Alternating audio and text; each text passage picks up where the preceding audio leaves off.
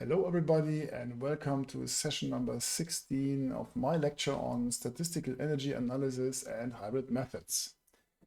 Today it's time to talk about some Monte Carlo studies. We're dealing with random systems and changing the properties a little bit, and then we learn a lot about how a random system and a dynamically complex system behaves if we will do some averages on the system, and we learn a lot about what is the energy of the wave field, how sources are working when we are exciting such a system, and how we deal with the excitation of such systems when the random field hits the boundary in a Monte Carlo study. So let's start with the details.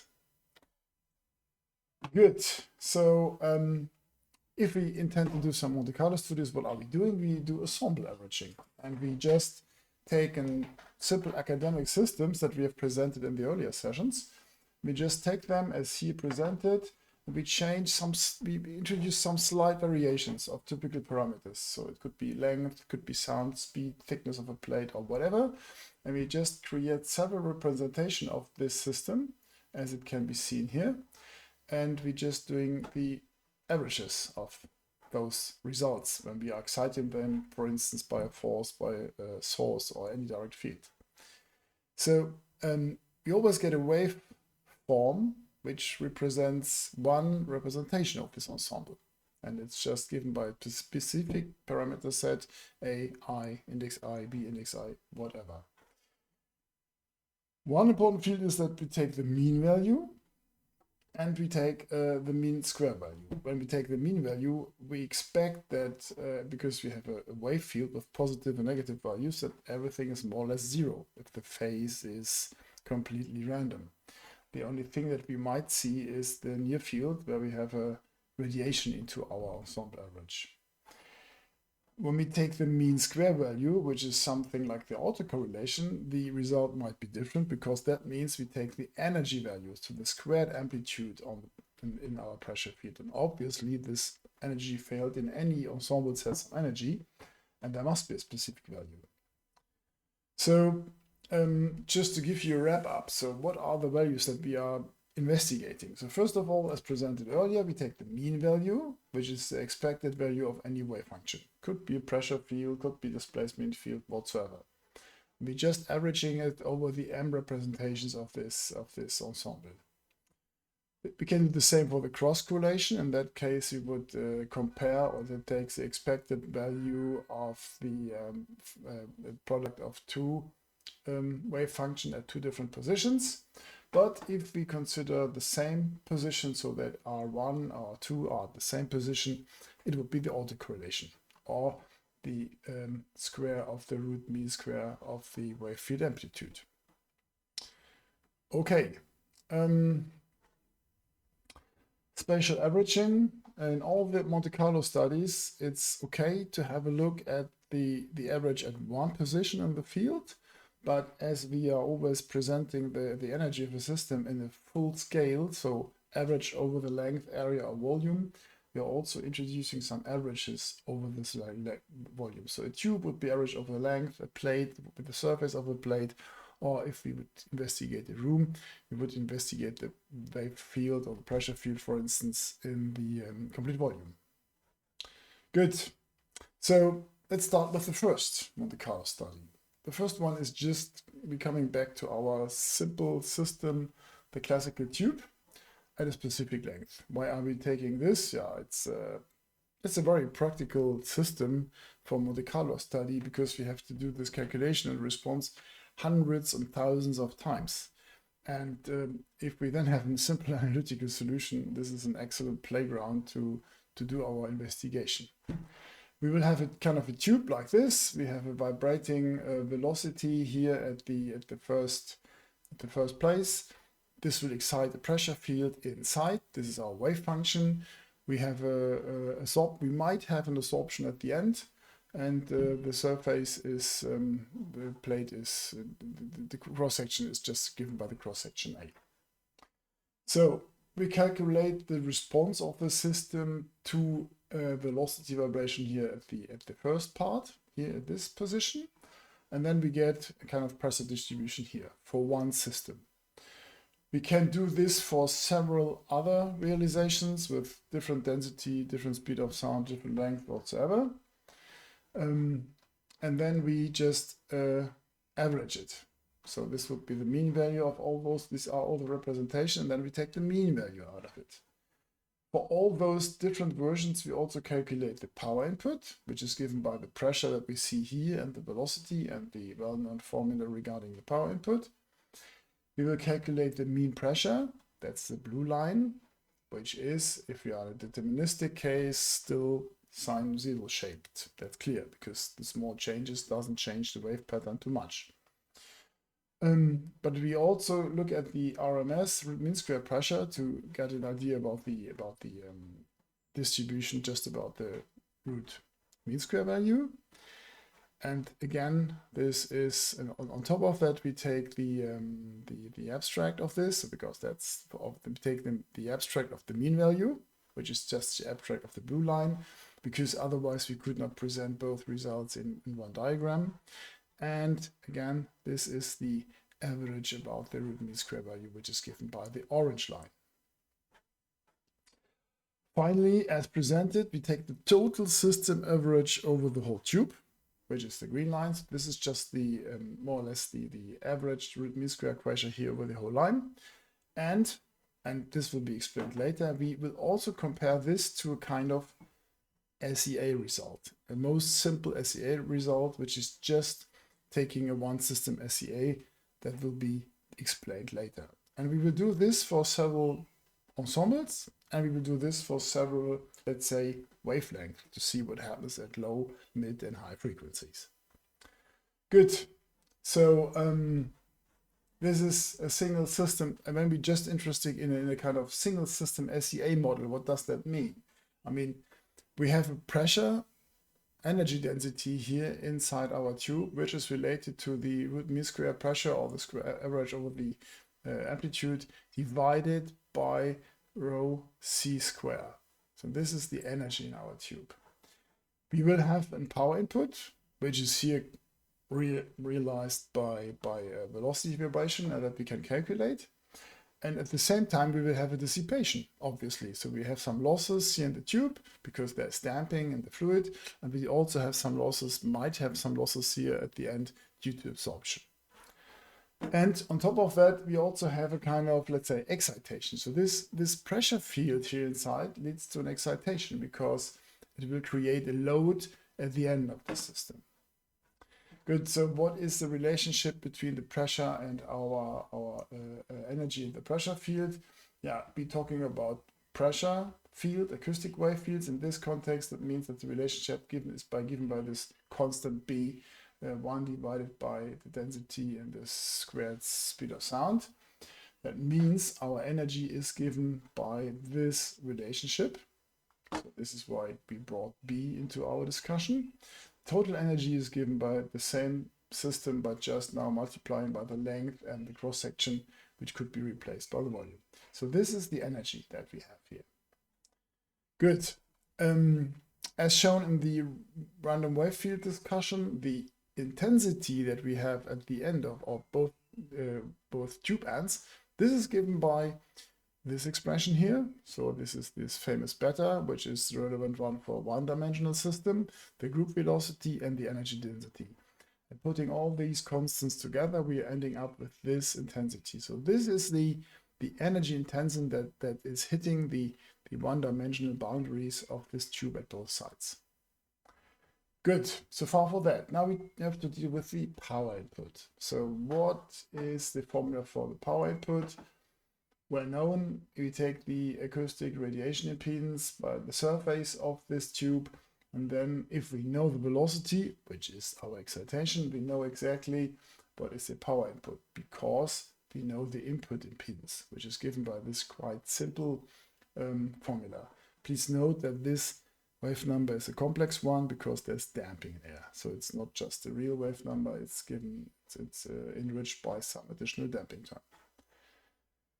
When we investigate this formula here for large k eta, also reaching infinity, we can show that this expression is approaching the impedance of the free field.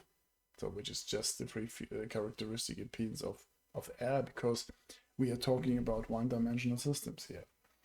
So that means our input power for high frequencies is determined by the free field impedance, radiation impedance, which is a characteristic impedance, the velocity, and the time rate. And this is one of the first important results. That means power input into systems for high frequency is given by the free field impedance. This is connected to one specific term that I should have presented also earlier, which is called the so-called overlap factor. So it is defined in such a, first of all, the half a bandwidth of one modal peak is given by the frequency of the mode and the damping. So this describes the width of those peaks in a kind of modal, if you call it modal, in a kind of modal approach. Those peaks are given by this tangents expression here, including some damping. Otherwise, it would be infinite.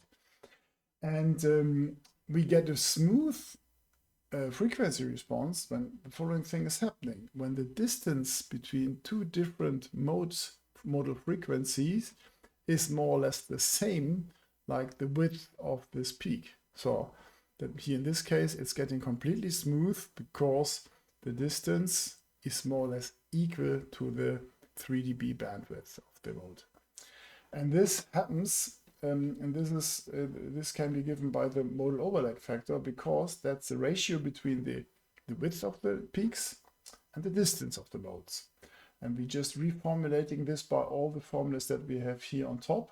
So this is the this is just given by this relationship between the peak bandwidth, modal density, damping, and frequency.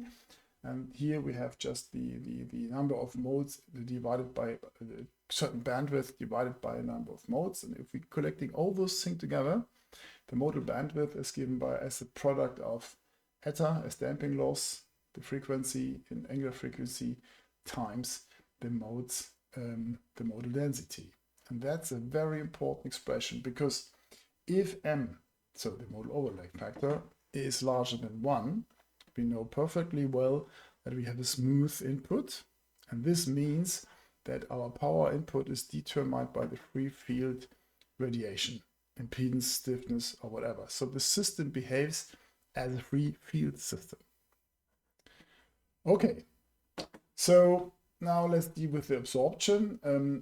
In the earlier parts, we have mentioned that in free field, or in the fluid system, we have most cases two kind of absorption that we're using. One is the absorption for the absorption area. So this is just showing, this is the absorption coefficient for the first and second port multiplied by the area. And here in the tube volume, that's quite easy, because we know that this is the intensity that we're hitting, and then we can from this calculate the dissipated power. So the first term is the field loss in the field and in the pressure field inside the tube, with just omega eta times energy, and this here is results from the intensity multiplied by the absorption coefficient. So this is the absorption at the end of the tube, if there is absorption applied.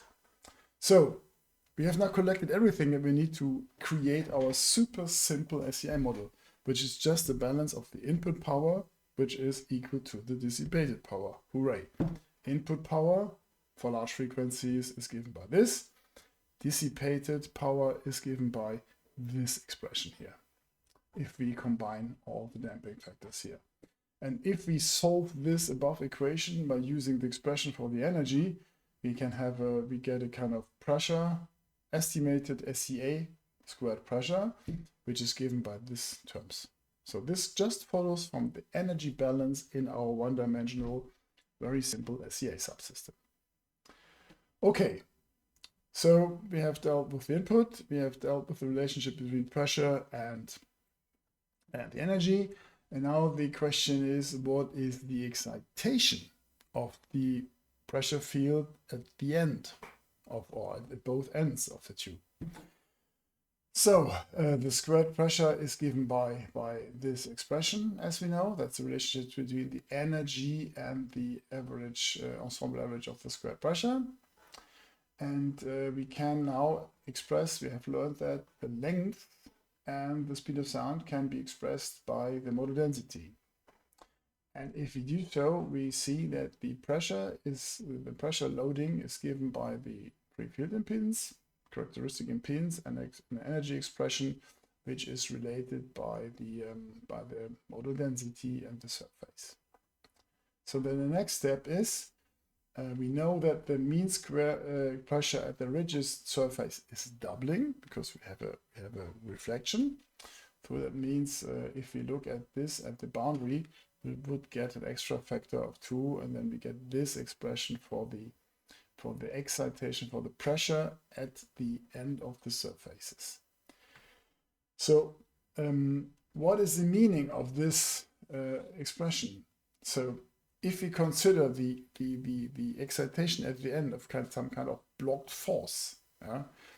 And this blocked force is then given by, if we just take the pressure times the surface, not the surface square, by the way, just not the surface, we would get this value here as our, let's say, autocorrelation of the pressure. So, and finally, if we collect all those things together, we would get this expression. So the blocked force excitation at one end of our tube is given by very few parameters. It is given by the impedance at the end of the tube. Now here is the mechanical impedance because characteristic times A gives the mechanical impedance, and the energy, and finally the modal density. So that's a very simple expression. And in later studies, when we look at more complicated systems, we will learn that this is a very important and general relationship between the excitation of a reverberant and reinforced diffuse field at a system boundary. This holds for any kind of random subsystem. Okay, so I guess as mentioned, this is the mechanical free field impedance of the 1D tube, because we are using we're creating from the pressure impedance using a surface, be creating a force impedance, so force divided by velocity. Good. So we have now compiled all information required to describe our random system by diffuse field. And now this includes the interaction of this diffuse wave field with all the boundaries in terms of what is the excitation of the reverberant field at the boundaries and how power is introduced into our subsystem. So, as mentioned, we pass the input impedance of the reverberant field, which determines the power input, and we also know what is the load generated by the reverberant field at the boundary. So, also depending on the input impedance. So, that means both things, power input and load, are all given by the input impedance of the system. And this is also something very important in the context of SEA. Good.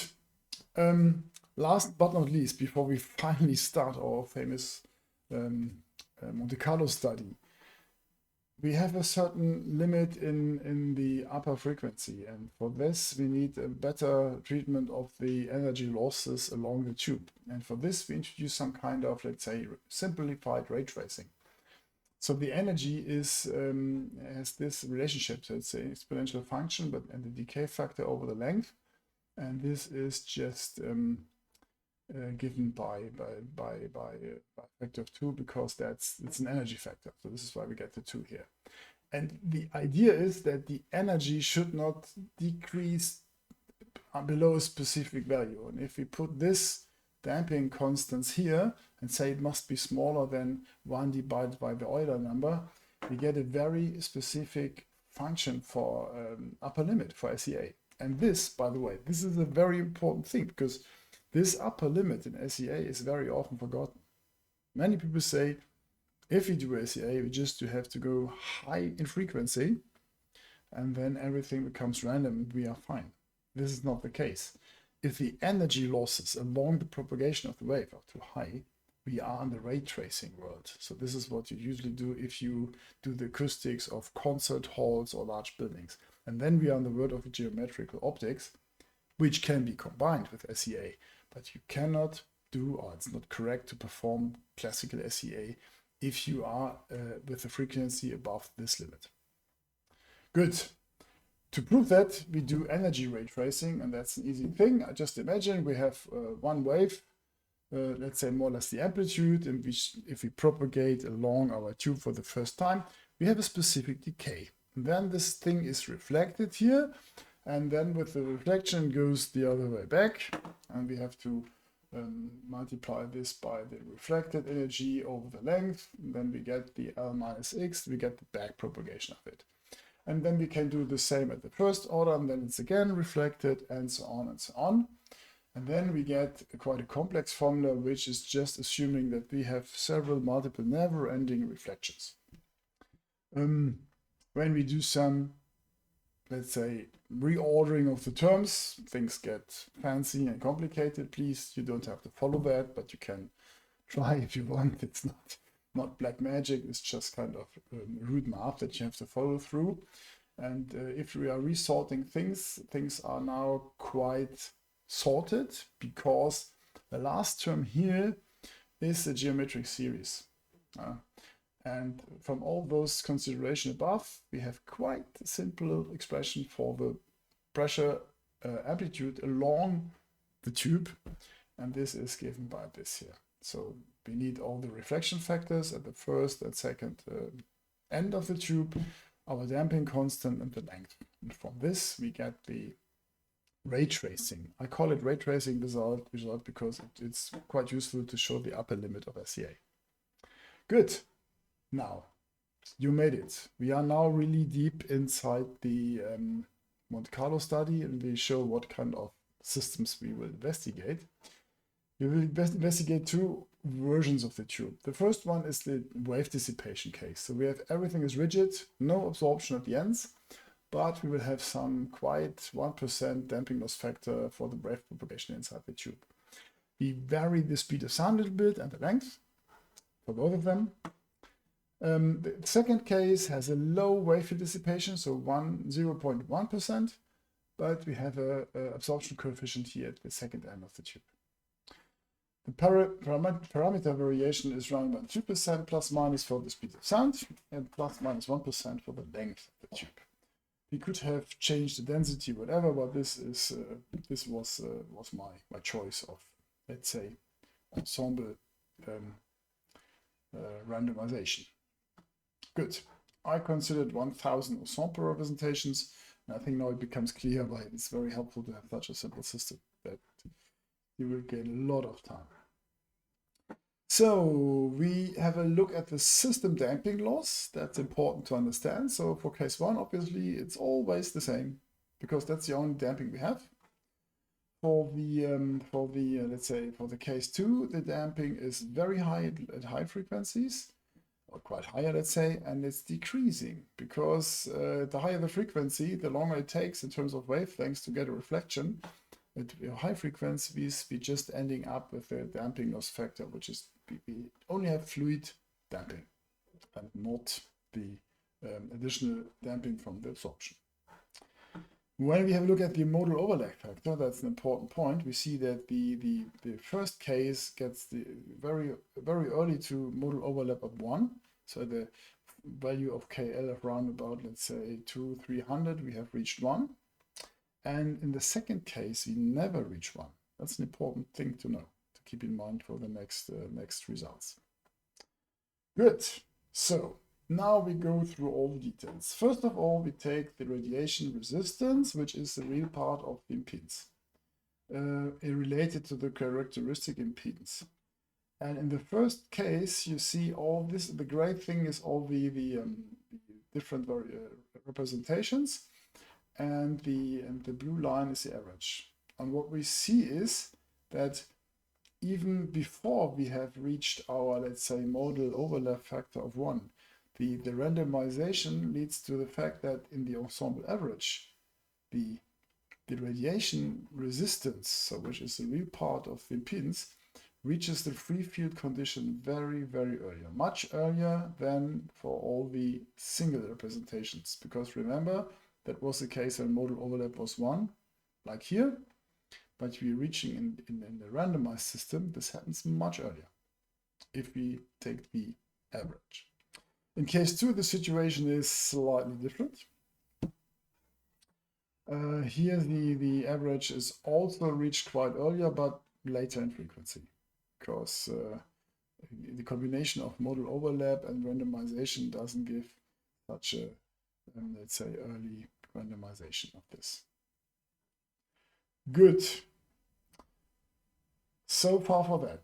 The same is also happening for reactance. I will not go into the details. It is expected to reach 0 because there's no stiffness or whatever available, and that's the same for both cases, but with the same classic, or let's say global relationships with respect to the relationship between the average value and all the different representations of the ensemble.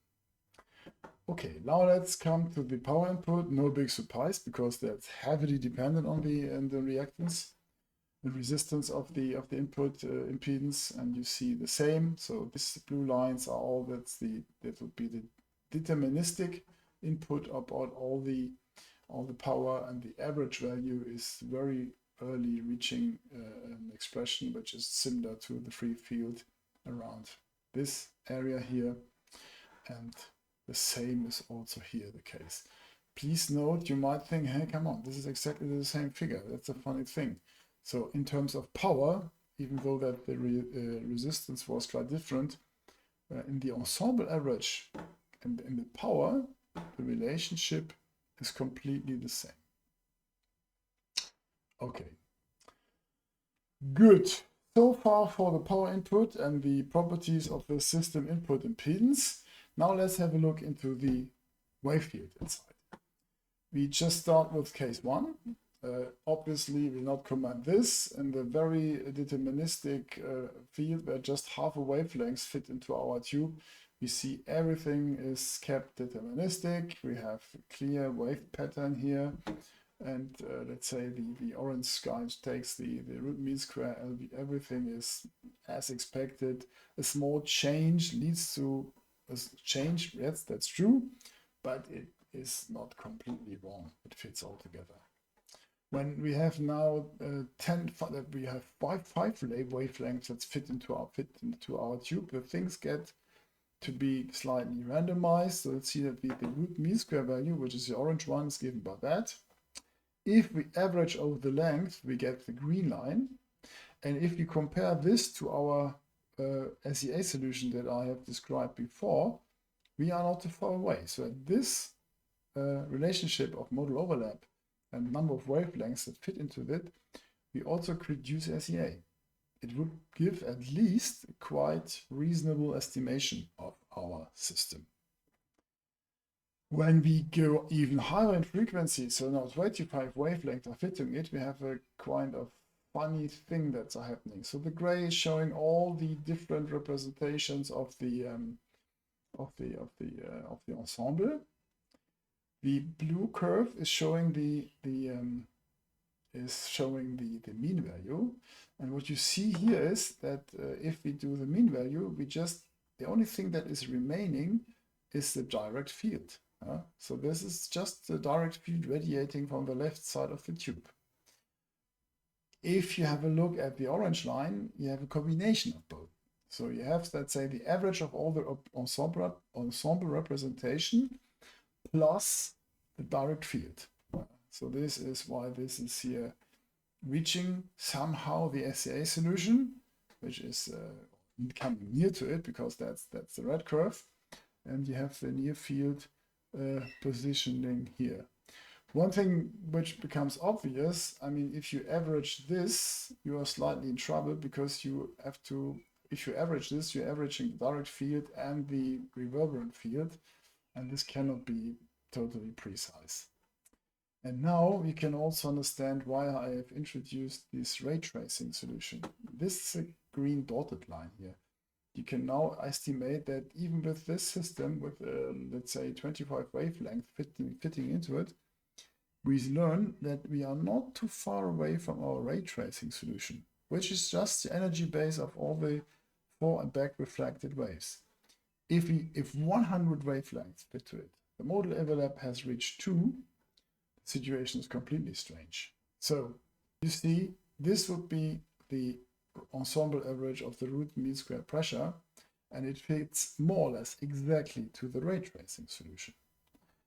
The direct field is reaching 0 very, very early, and obviously it becomes clear that the SEA solution, which is a red line, cannot be used in this situation. So again, as mentioned earlier, this is definitely describing the upper limit of SEA. Okay, let's come to case 2. Things are slightly different. Don't be surprised that I'm not using clear modal figures, because there are no logical modes, because we have absorption at one end and the situation is now different. But you also have the typical, let's say, deterministic case in this position. We have this 5 wavelength situation where the SEA solution fits quite well to the, would fit quite well to all the ensemble average results. The direct field filtering also starting here. If we go higher frequency, again, the same effect. We have this direct field, and we take the mean value, the orange, so the root mean square, which is the combination of direct field and the average pressure. And also here in the very, very high frequency, we see that SEA is no longer possible, and that we have to use more or less much better replacing a ray tracing solution for the high frequencies. Good. Let's come to some conclusions for this wonderful 1D case. This was an academic example, and it's not really dynamically complex. The only thing is that there were many wavelengths that fit into our system, but we can use this modeling random method. If we use a mean value, it filters out all the deterministic components. So that means if you take the mean value of an ensemble of systems, we get the direct field. All the reflections, which are incoherent, are filtered out if we're using a lot of averages. The mean square value, it provides quantities which are more energy-like. And the free field assumption of the radiation impedance is valid even earlier, so even below modal overlap factor of 1, when we use averaging, on ensemble averaging. And very important, there is an often forgotten upper limit of SEA. This is the so-called maximum system size, which should be below the group velocity times omega eta, divided by omega eta. Good. The load at any system boundaries is determined by the radiation impedance. So the input into the system is given by the radiation impedance, but also the load.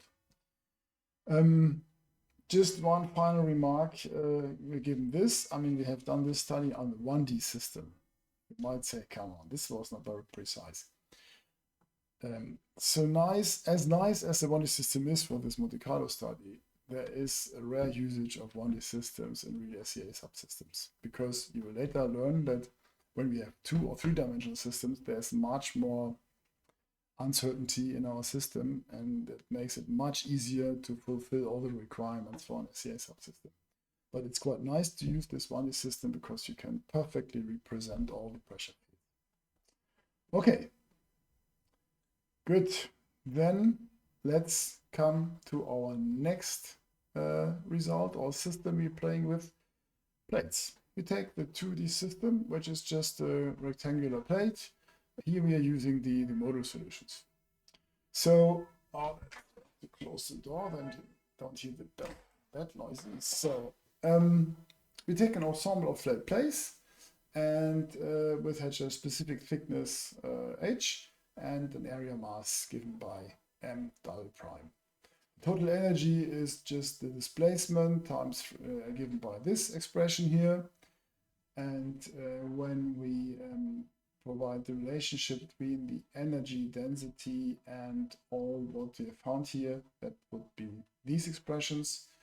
And again be using this famous constant B, which relates the energy to the energy density to our wave quantity, and that's rho, the density of the plate material, times the squared angular frequency.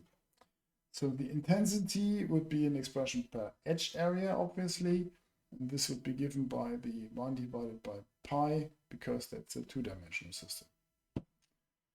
But we are not using it, because if plates are exciting a line junction, this is a specific case, which is super complicated thing, because you got mode conversion, etc., etc.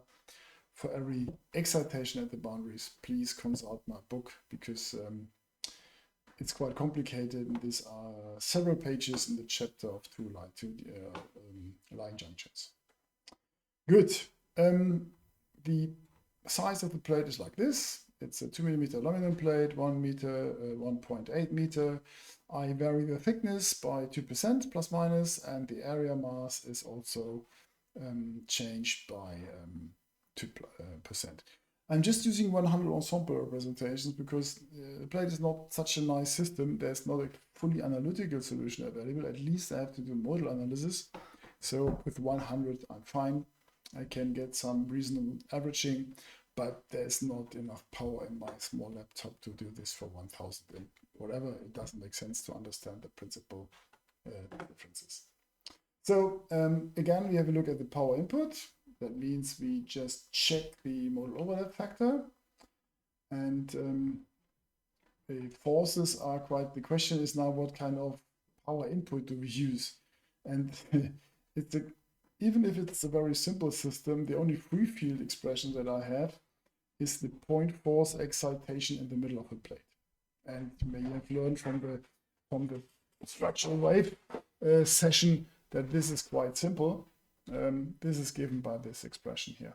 So this is the bending stiffness, this is the area mass of the plate, and this is the force amplitude. So this would be our classical power input, because we now assume a free field radiation. We assume the plate to be infinite for the power input of our simplified SEA model. So again, we are not considering any absorption, so we just take pure wave propagation damping, then the world is easy. So the dissipation is given by the classical damping loss factor energy relationship. Good.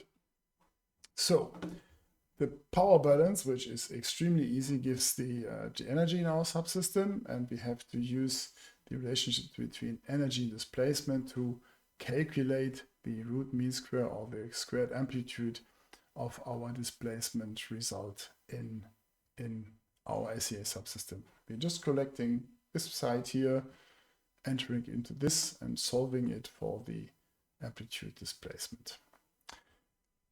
As you have seen in the study of the 1D result, if we are near the point force, we have to be careful, because there we have a combination of the reverberant field plus the direct field. So that means in the study that you will present later, I will add, this is the solution of our SEA solution, and on top of that, I would add the near field solution, which is given by the free field wave field of the bending wave field of this point force in the infinite plate, which is given by that expression here. Good.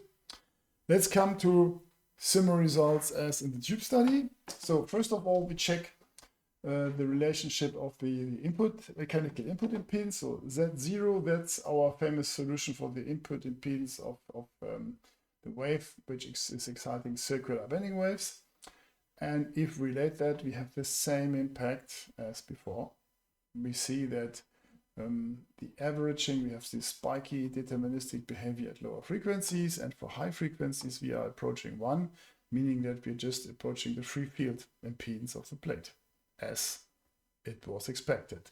And the same happens to the imaginary part, which is approaching 0 for high frequencies. You may note one thing. You see that there's still some, let's say, variance even after this heavy averaging. and this is something that has to be explained in a later section. It has to do with the modal density of the plate. The thing is that, as we have learned, the modal density of plate, due to the dispersion in the bending wave, remains constant, and that means the slope of the modal overlap factor is quite low. So we are reaching one quite late, even for this very large plate. And the reason is the dispersion effect in the typical, let's say, two-dimensional in the plate system.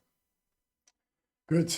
When we just do the study investigating two singular frequency, which is using 1000 or 2000 per second as an angular frequency, you see this is just the blue lines are representing the SEA solution, and this is the average wave field that you would get for 2000. And you see that is this typical, let's say, broad energy behavior. Both solutions are not too far away, but what you can also see, the excitation what took place here, this part, and you get the let's say the near field, which is surrounding the excitation point. And the same is happening here for higher frequencies. And here you can much easier, it's given the typical small wavelength effect, and then you have this spiky area here where the point force excitation is. To understand this better, I will present two cuts. I will just go this way through the source and in y direction through the source for both cases. And we start with a 2000 case, and then again you see the root mean square value of all our average solutions.